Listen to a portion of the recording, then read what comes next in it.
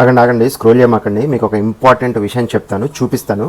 ముందైతే వీడియో చూడండి, ఆ తర్వాతకి డిసైడ్ చేసుకోండి స్క్రోల్ చేయాలా లేదా అనేది.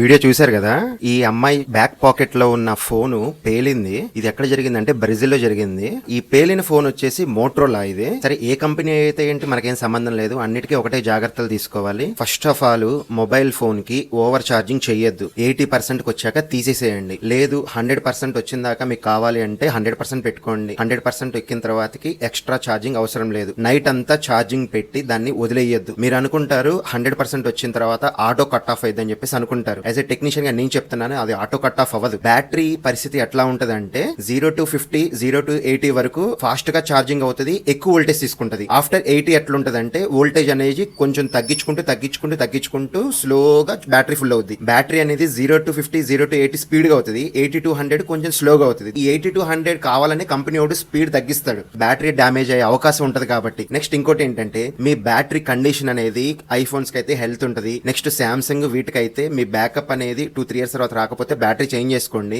కొన్ని బ్యాటరీలు బల్జ్ అవుతాయి. బ్యాటరీ బల్జ్ అయింది కూడా చూసుకోకుండా అలాగే వాడుతుంటారు చాలా మంది. బ్యాటరీ బల్జ్ అయితే మాత్రం as early as possible batteries అనేవి అయితే మార్చుకోండి. ఇంకోటి ఏంటంటే నన్ను అడిగితే ఏ బ్యాటరీ ఫోన్ అయినా, ఏ ఫోన్ బ్యాటరీ అయినా కూడా 2 years కో 3 years కో, 3 years కనీసం 3 years కి మార్చేయడం better. Next company charger, company cable వాడడానికి ట్రై చేయండి. ఏదైతే ఫోన్ తో పాటు వచ్చిందో అవి వాడడానికి ట్రై చేయండి. హై స్పీడ్ చార్జెస్ అవేం అవసరం లేదు. కంపెనీ వాడు ఏది ఇస్తే అదే వాడడానికి ట్రై చేయండి. ఒకవేళ అది పాడైపోతే మళ్ళీ జెన్యూన్దే తీసుకోండి. లేదు అంటే సర్టిఫైడ్ అంటే ఏంటంటే సేమ్ అదే క్వాలిటీ అదే చిప్ తోటి వేరే కంపెనీ వాళ్ళు తయారు చేస్తారు, అవి సర్టిఫైడ్ అనమాట. అవన్నీ తీసుకోండి. అంతేగాని cheap quality charges, cheap quality cables అనేది వాడద్దు. బాగా హీట్ కండిషన్స్ అంటే మన రూమ్ టెంపరేచర్ కానీ, లేదంటే మీకు ఎగ్జాంపుల్ కార్లో డాష్ బోర్డ్ లో ఫోన్ ఛార్జింగ్ పెడతాము, అది ఛార్జింగ్ ఎక్కదు, ఫోన్ ఫుల్ హీట్ అయిపోతుంది. కారు ఎండలో ఉన్నప్పుడు ఛార్జింగ్ పెట్టమాకండి. లేదు అంటే అది ఏసీ ముందు పెట్టాను ఛార్జింగ్ పెట్టండి. లేదు అంటే మన కింద ర్యాక్స్ ఉంటాయి కదా, అక్కడ ఛార్జింగ్ పెట్టండి. విండ్షీల్డ్ దగ్గర ఎండ కొట్టే చోట ఛార్జింగ్ అయితే పెట్టద్దు. ఛార్జింగ్ పెట్టినప్పుడు డిఫాల్ట్ గా ఏ ఫోన్ అయినా కూడా లైట్ హీట్ ఎక్కుతుంది. హీట్ ఎక్కకుండా ఏ మొబైల్ ఫోన్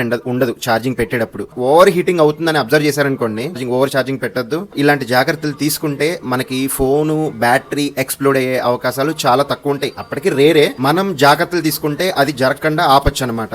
టైట్ పాకెట్స్ లో మాత్రం పొరపాటు కూడా పెట్టద్దు. చాలా మంది ఫోన్ వెనకాల పౌచ్ పెట్టి, పౌచ్ లోపల కాయిన్స్, ఏటీఎం కార్డ్స్, కాగితాలు ఇవన్నీ పెడతారు. అవన్నీ పెట్టద్దండి. ఫోన్ లో ప్రొడ్యూస్ అయిన హీట్ బయటకు వెళ్ళిపోవాలి ఫ్రీగా. సో అలాంటివి ఇవేమి చేయొద్దండి. మీరు ఏంటంటే మీ పెద్దవాళ్ళు కానీ ఎవరైనా తెలిసిన ఉన్నా కానీ ఇలాంటివి జాగ్రత్తలు తీసుకుంటే మనకి బ్యాటరీ ఎక్స్ప్లోడ్, ఫోన్ డ్యామేజ్ అయ్యే అవకాశాలు చాలా తక్కువ ఉంటాయి.